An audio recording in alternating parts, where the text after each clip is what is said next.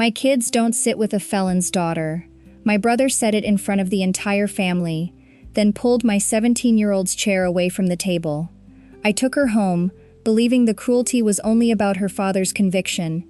Then she found a missing 14 minutes on an old birthday tape, and my brother begged me not to call the police. Why was he so afraid? The chair legs scraped across my mother's hardwood floor, and every conversation stopped. Hannah had barely touched the chair beside her cousin's when Grant dragged it 2 feet away.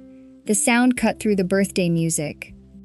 Then my brother looked at my daughter and said, "My kids don't sit with a felon's daughter." He said it loudly enough for everyone to hear. Hannah froze with one hand still raised, as if the chair had vanished before she understood where it had gone. She was 17, but in that moment she looked much younger. She did not argue, she did not cry. She had learned to take humiliation without making the person who caused it uncomfortable. I waited for my mother to speak. This was her 75th birthday. Her house, her table, her granddaughter. But Margaret did not look at Grant. She stepped close and lowered her voice. "Don't make a scene." That was the moment something inside me gave way. Not when Grant insulted Hannah. Not when every relative found somewhere else to look. It was when my mother saw what had happened and decided my reaction would be the real problem. In my family, cruelty was tolerated. Naming it was considered rude. "Mom, it's fine," Hannah whispered. It was not fine. My daughter had been pushed away from her own family, and her first instinct was to protect me from defending her. I took her coat from the rack and held it open. I did not shout. I did not demand an apology. I had spent too many years explaining pain to people who pretended not to see it. My mother followed us toward the door. "Leaving will only prove you came here looking for trouble." I put my hand on the doorknob. "I'm not making a scene. I'm taking my daughter home." 3 weeks later, Hannah placed an old camcorder tape on our kitchen table. The recording showed a tornado warning moving across my mother's television.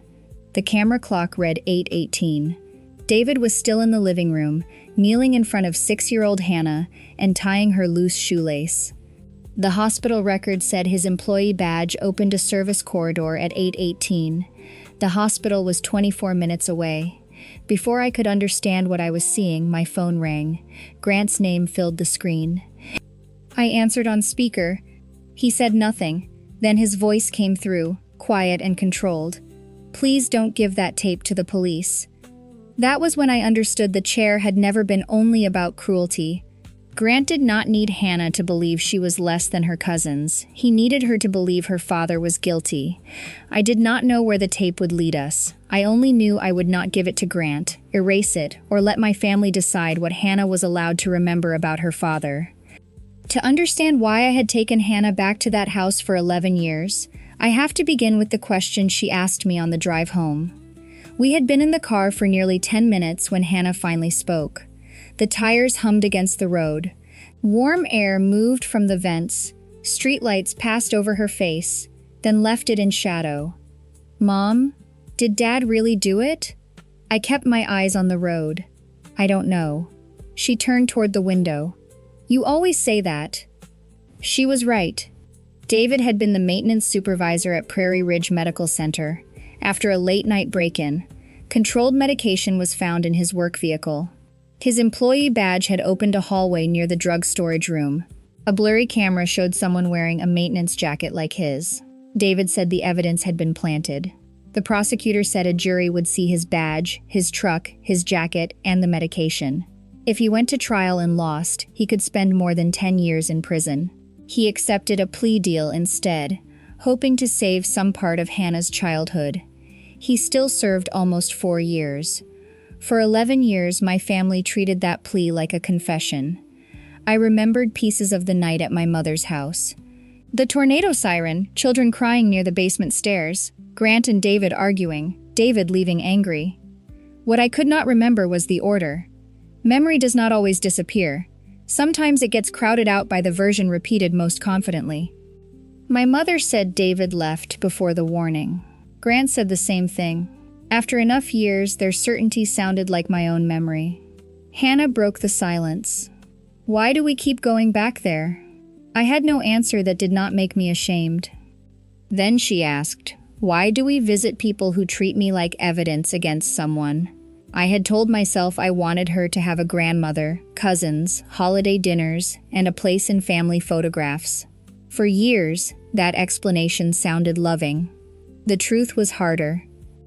Part of me feared that if I stopped returning, my mother would decide I no longer belonged either. I had mistaken access for belonging. Being allowed through the front door was not the same as being welcomed.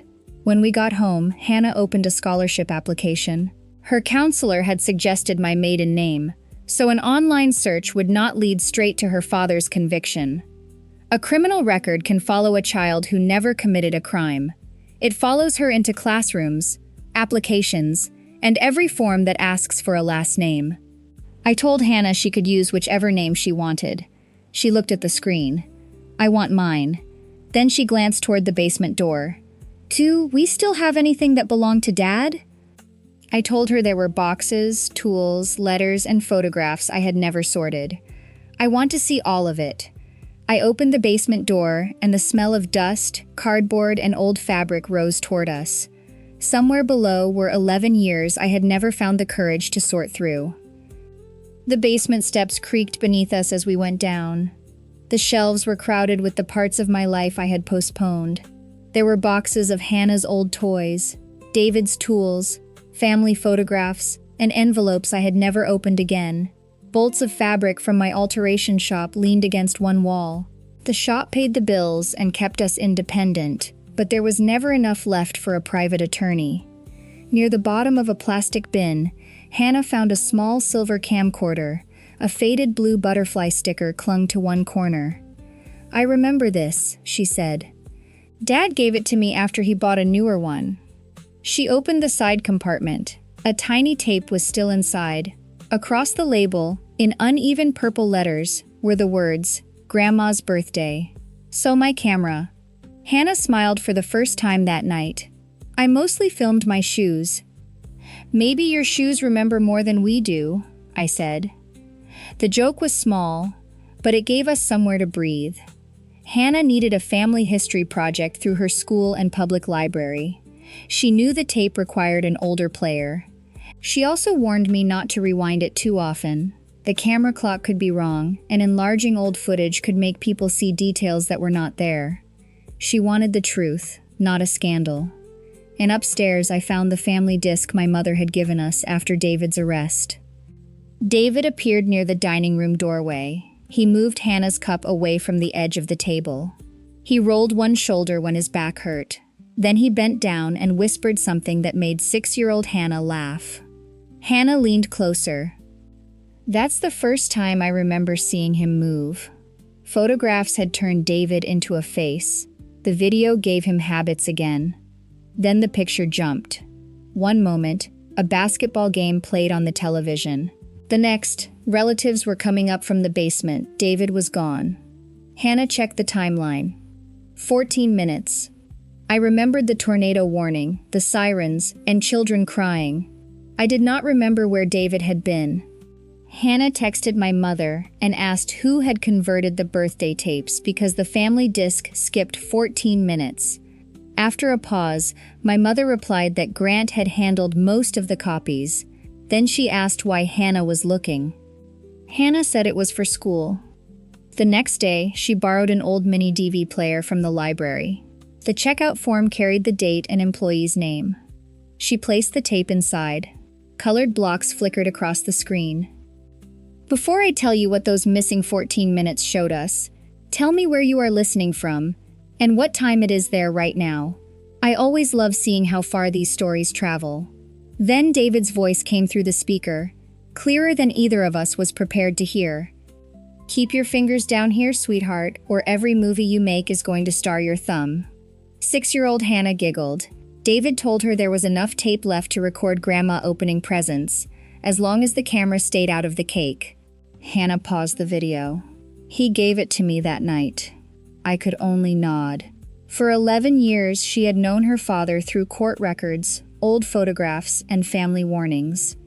Now she was hearing him speak like an ordinary father, warm, patient. The recording moved at a child's height. The dog waited beneath the dessert table. Two cousins argued about frosting. David moved Hannah's cup away from the edge. Grant passed through the hallway. My mother called everyone for pictures.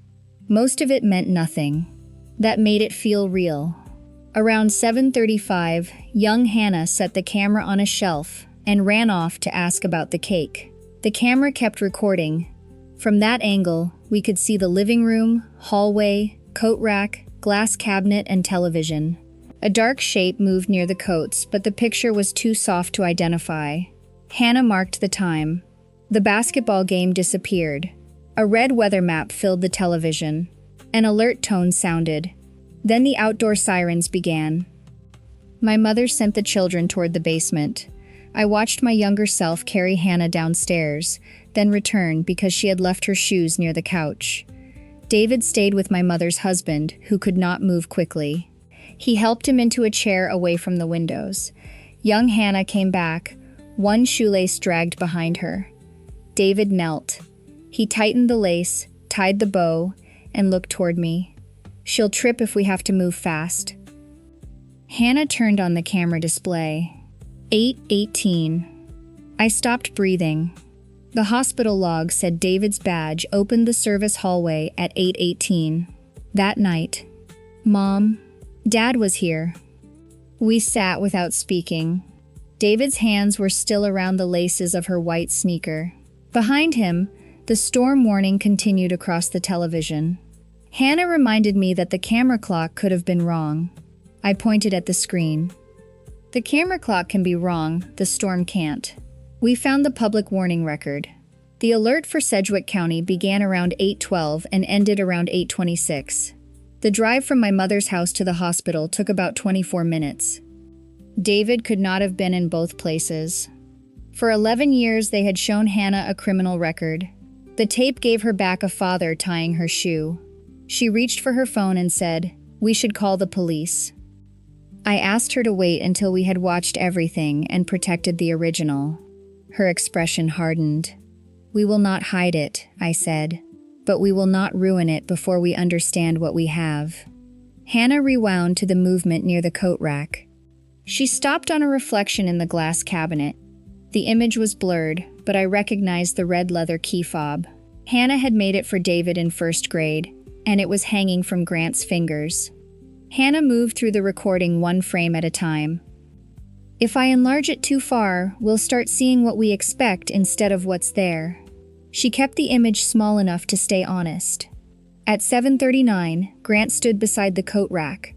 The glass cabinet caught his reflection. A red object rested in his hand. Then he lifted David's maintenance jacket and slipped through the side door. The red leather key fob had 3 crooked stars punched into it. Hannah had made it in first grade. David kept using it because he once told her, "Handmade things are meant to be used, not hidden in drawers." We watched without skipping. From 8:12 until 8:26, David never left the living room. He helped my mother's husband move away from the windows. He caught a lamp when the wind shook the house. He tied Hannah's shoe. When the reporter named nearby counties, David repeated one of them. The sound never broke. At 8:47, Grant returned with David's jacket folded over one arm. Near the wrist, the sleeve had a fresh tear. My mother appeared in the hallway. Then her voice reached the camera. "Put it back before Becca notices." I could not prove what she understood, but I could no longer pretend she had seen nothing. Near 8:55, Grant mentioned trouble at the hospital. Seconds later, David shoved back his chair, grabbed his coat, and walked out angry. I remembered that part. It had really happened. But it happened 37 minutes after David's badge was used at the hospital. They had not invented David's anger. They had moved it to a time when it could convict him. A convincing lie rarely starts with nothing. It borrows a real argument, a strained marriage, a broken lock, and a man with a temper. Then it rearranges those pieces until they point where someone wants them to point. Hannah stared at the screen. Grant didn't move my chair because he believed Dad was guilty. He moved it because he needed me to believe it. Shame had kept her from asking about David. Keeping his name, opening his boxes, or watching old family tapes. My phone rang. Grant's name filled the screen. I answered on speaker. After a long silence, he said, "Please don't give that tape to the police." "What tape, Grant?" He ignored the question. In the calm voice he used with donors, he said old cameras were unreliable. Hannah was upset, and I was turning a family dispute into a criminal accusation. He reminded me that people depended on his recovery program. I asked why he had mentioned the police when I had never said what we planned to do. He ended the call. I opened the website for a wrongful conviction clinic at a state law school. The form asked for David's name, his case number, the new evidence, and whether the original recording still existed. My hands shook, but I entered David's name. Close to midnight, an email arrived from an attorney named Julia Reyes. The first line read, "A timestamp can start a case, it cannot finish one." Julia repeated that sentence when she called the next morning. She appeared on my laptop from an office lined with case files. Hannah sat beside me, the tape between us. Julia asked whether the camera clock had been reset, whether the recording showed any stops, where we made the first copy, and who had touched it. She also wanted to know whether the weather broadcast could be obtained independently. Hannah answered carefully. When she did not know, she said so. "The tape may contain an alibi," Julia told us. "That is not the same as proving who committed the crime."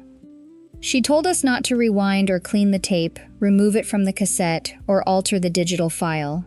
We had to keep the library checkout form and record who handled the equipment. She would send the tape and camera to a specialist and request the archived broadcast. Then she said, "This is David's conviction and David's life. You cannot reopen it without his consent." The clinic agreed to review the case without charging us because the original existed and the storm offered an independent time marker. I called David that afternoon. I explained the tape and the image of him tying Hannah's shoe. "Who has the original?" he asked. I said Julia was arranging to preserve it. Then I called it our case. "My case," he corrected. After a silence, he said, "You found 14 minutes, I lost 11 years. "I know." "No, you know there's a tape that isn't the same thing." He reminded me what the prosecutor had used against him. His badge, his jacket, the medication in his truck, and my statement saying he left before the warning.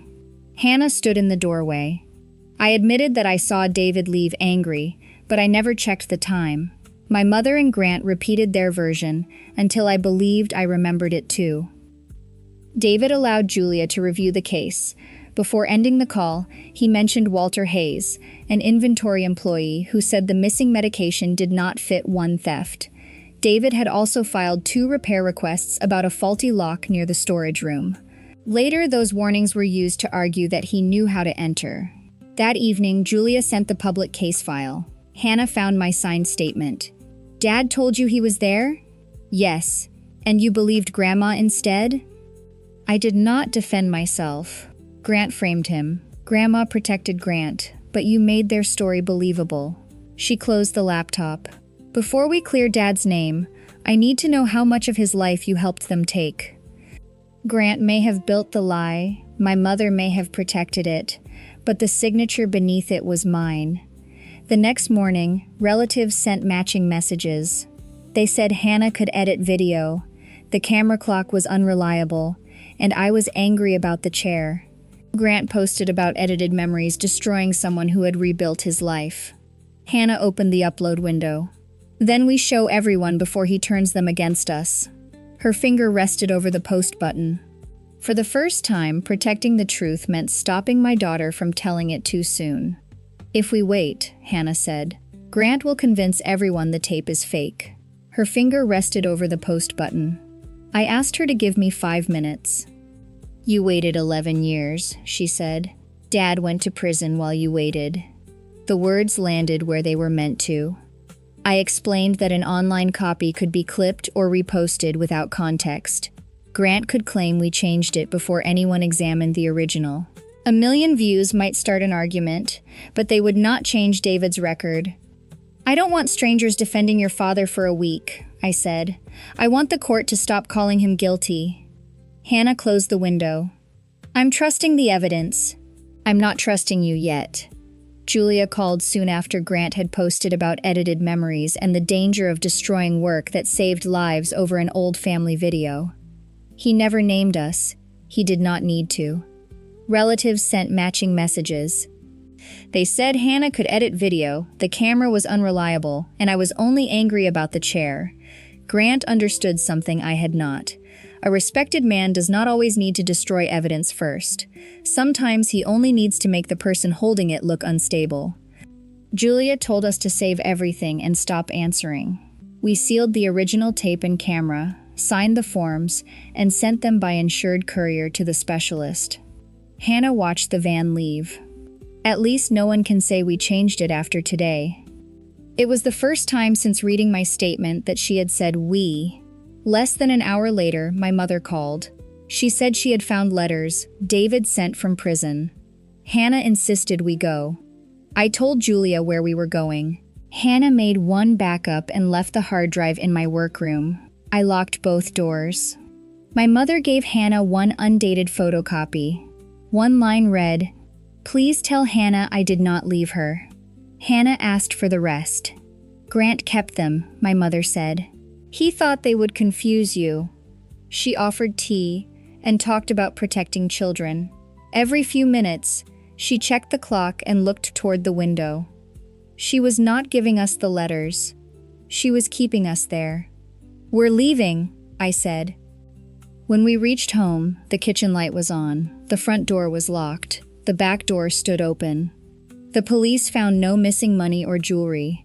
Only the hard drive, family disc, library player, notebook, old tapes, and David's empty camera case were gone.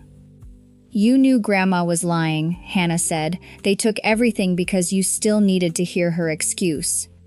I called Julia. The tracking page showed the original package had been signed for 43 minutes earlier. "The original tape and camera are safe," she said. "They stole a working copy, not the evidence." For once, caution had protected the truth. While the officer was still writing, Grant texted me. "I warned you that digging through the past would hurt everyone." I had told no one about the break-in. Then my mother messaged that she needed to explain the missing part of the family disc. If you are still listening, please rate your satisfaction with the story below. It tells me there are still people walking beside me through this journey. Your presence is my greatest encouragement as I continue toward the final part. I agreed to meet my mother the next afternoon, but not inside her house. Julia knew the time and place. Hannah came with me. We chose a table near the back of a hotel cafe, close enough to other people that no one could rewrite the conversation later. My mother arrived carrying a leather folder. There was no box of letters. She sat down and said, "Grant did not cut the family disc." I did. She claimed the missing section showed David drinking, arguing, frightening the children, and leaving in anger. She said she removed it because she did not want Hannah growing up with that image of her father. The explanation almost worked. David had been angry. He had left, just not when she said he had. "Why did you remove those exact 14 minutes?" My mother answered too quickly. 14 minutes cannot erase 11 years of truth. The table went silent. I had never told her the missing section lasted 14 minutes. "How do you know?" Hannah asked. My mother looked toward the window, then said, "Grant must have told her." That answer protected neither of them. My phone vibrated. Julia had sent the specialist's preliminary report. The tape showed no pause, overwrite, or break in the weather audio between 8:12 and 8:26. The signal matched the camera we had sent. I turned the screen toward my mother. "Experts can be wrong." "Then why did you cut the exact minutes that gave David an alibi?" She did not answer. She accused me of destroying the only family still willing to claim me. A family that needs Hannah to carry Grant's shame is not protecting her. My mother stood and left. Inside the folder were blank sheets and one photograph of David carrying Hannah on his shoulders. She had brought us the image of love, but not the letters proving it continued. That evening, Grant's attorney emailed a private settlement. Grant would apologize, both sides would stop speaking publicly, and the letters would be returned after we signed. The original tape would go to a neutral custodian chosen by both sides. Hannah stopped at the letter clause.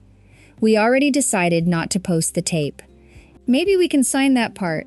She did not want to protect Grant. She wanted her father's words. Julia told us to read the appendix. It identified the evidence as a mini DV tape and named the exact period from 8/12 to 8/26. Grant had never received the report. He knows what was removed, Hannah said. Or what the original preserved, Julia replied. Hannah asked what would happen if Grant burned the letters. I could not promise he would not. We are not trading your father's name for his letters, she cried, but she did not argue. My family rarely gave direct orders. They placed something we loved before us, then made surrender look responsible. Julia saved the agreement, the appendix, the email records, and Grant's messages. While reviewing the hospital file, she found a sentence missing from the final inventory report. The quantity missing is inconsistent with a single event. Beneath it was the signature of Walter Hayes. Walter remembered David's case before Julia finished describing it. He had retired years earlier and lived 2 counties away, but he still kept the records, handwritten notes, the first spreadsheet, the report before it was changed, even the email where he objected to combining months of losses into one event. The shortage did not begin on the night of the break-in, he told us. That was the sentence they wanted removed. Walter explained that controlled medication had disappeared in small amounts over several months. The losses appeared most often around evening shifts Grant worked, shifts he covered, and times he handled medication returns. A formal inventory had been scheduled for the morning after my mother's birthday. If that count had gone forward normally, the pattern might have led back to Grant. Instead, the hospital got a break-in. Walter said one burglary was easier to explain. One intruder, one night, one insurance claim. A pattern meant months of review, reports to regulators, and admitting the hospital had failed to control its medication. His supervisor told him to remove the line, saying the shortage did not fit one event. Walter signed the revised report under pressure, but kept the original. Grant did not need the whole hospital to join a conspiracy. He only needed one lie, a few convenient choices, and people who preferred not to ask another question. Walter also found David's 2 repair requests about the service door. David had warned that the latch could be forced if someone knew where it caught. The hospital never fixed it. After David's arrest, those reports became evidence that he knew how to get inside. He reported a danger, Walter said, and they turned the warning into evidence against him. Julia laid out the timeline. Grant had taken medication for months. The inventory was coming cower at my mother's birthday. He took David's keys, jacket, badge, and work vehicle. He used the faulty door, disturbed the storage area, and planted medication in David's truck or toolbox. He returned at 8:47 with the torn jacket. At 8:55, he provoked David into leaving angry. My mother removed the minutes, proving David was still there. At 8:18, and I signed the false sequence into the record. The final video report found no splice, pause, or overwrite. The weather broadcast matched the station archive, and the camera signal matched the camcorder. A clearer frame showed the hooked tear on David's sleeve. An old crime scene photograph showed a bent metal edge near the service door, with a dark fiber caught on it. None of that proved Grant's guilt alone. Together, it formed a path. I called David and explained everything. Do you want Julia to ask the court to vacate the conviction? He was quiet. Yes, he said. I want my name back. Then he added, clearing my record does not put us back where we were. I understand. This time, I asked for nothing more. Before Julia filed the petition, she placed my old statement on the screen. We need to correct the one carrying your signature, she said. Julia placed my statement on the screen and asked me to read the paragraph aloud. The words were familiar, but they no longer felt like mine. They said David left my mother's house in anger before the storm warning and remained gone when his badge was used at the hospital. Julia asked me to separate what I had seen from what others told me. I had seen David leave angry. I had not seen him leave before the warning. I had not checked a clock. My mother and Grant had supplied the order. I had supplied the signature. Hannah sat across from me with her hands folded on the table. "Read the sentence again," she said. I did. Then I looked at her. "They built the lie, but I signed my name beneath it." Julia warned me that correcting the statement could damage my credibility. The prosecutor could ask why I waited 11 years. They could say the tape had changed my memory. They could question whether I had misled investigators the first time. I told her to file it anyway. I had spent years saying I was confused, as if confusion erased responsibility. It did not. I had been uncertain, but I signed with certainty. Grant answered before the court did. He posted that I had demanded money, private letters, and control over his recovery program. He claimed I was using an edited video to punish him after a family disagreement. Julia saved every version before the post disappeared. Grant's settlement proposal showed that the offer to trade David's letters for silence had come from him. The board of his recovery center placed him on temporary leave during an independent review. My mother came to my alteration shop 2 days later. She stood between racks of unfinished dresses and said, "You are choosing a dead marriage over the family that is still alive." I set down the jacket I was hemming. Hannah is family that is still alive. My mother said I would regret destroying my brother. "You let her pay for what Grant did," I said. "The destruction began when you decided his future mattered more than David's freedom and Hannah's childhood." She left without another word. Julia filed the authenticated video report, the archived weather broadcast, Walter's inventory notes, David's repair requests, Grant's settlement documents, the burglary records, and my corrected statement. The court accepted the petition and scheduled an evidentiary hearing. On the morning of the hearing, David sat only a few rows away from me. The distance was small enough to cross in 3 steps. Neither of us moved. Between us sat 11 years of prison visits that never happened, letters Hannah never received, and one statement that had carried my name for far too long. The distance between us was small enough to cross in 3 steps. Neither of us moved. The hearing began with the media specialist. She explained that the original tape arrived sealed, with no pause, splice, or overwrite. The camera clock could have been reset, but the case did not depend on the numbers in the corner. It depended on a live weather broadcast that had happened once. The radar map, the counties named by the reporter, and the warning tone all matched the station archive. Then the courtroom lights dimmed. From 8:12 until 8:26, David remained in my mother's living room. At 8:18, while his badge was being used at the hospital, he knelt in front of Hannah and tied her shoe. Before the warning, the cabinet reflection showed Grant taking the red key fob and David's jacket. At 8:47, Grant returned with the sleeve torn. My mother's voice came through the speakers. "Put it back before Becca notices."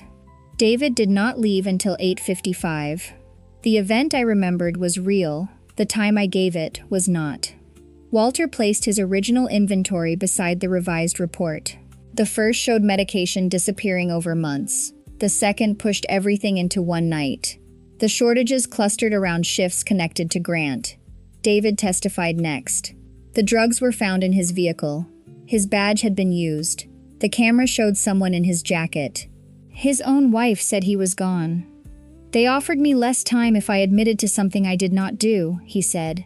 "I thought taking the plea might leave me part of my daughter's childhood.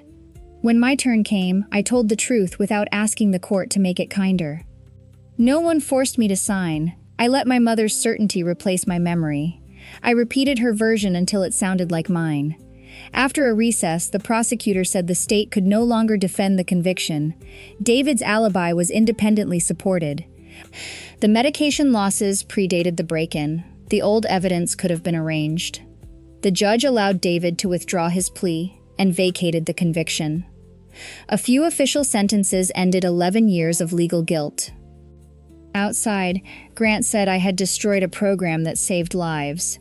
"You built it on a man you let go to prison." He called his actions mistakes. "Taking drugs may have been a mistake," I said, framing David was a series of decisions. Julia said the settlement, Grant's messages, and the burglary evidence had gone to investigators. His case would continue separately. David walked away alone.